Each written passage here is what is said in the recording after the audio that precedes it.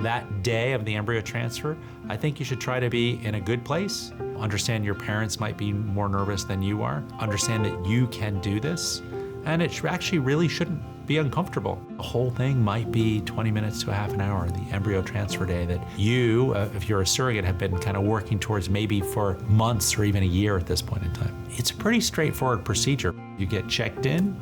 Oftentimes, we're gonna ask you to fill your bladder. The uterus lives deep within the pelvis, and ultrasound actually travels through water very easily. If I can fill the bladder like a balloon, then I can look right through the abdominal cavity at the uterus. So then when we go to transfer the embryo, we have a kind of a sweet spot that we like to place the catheter in. The intended parents will often be in the room, or sometimes they'll be on Zoom, and we'll go through the relevant identification detail. The doctor with the embryologist evaluates that the embryo that was thought earlier that day is still viable. And during that time, the surrogate's usually getting in that like OBGYN position. The speculum that we typically use for pap smear is placed. We visualize the cervix, which is a little almost pink donut that's right at the bottom of the uterus. The embryologist that's able to pick up a microscopic embryo underneath the microscope.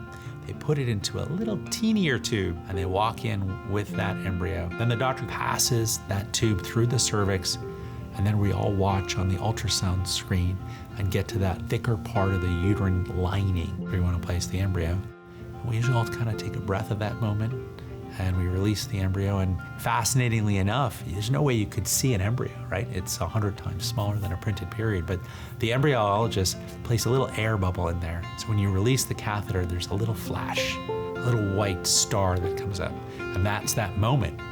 That's that moment that sometimes people have waited years for, that they have now a chance to be pregnant.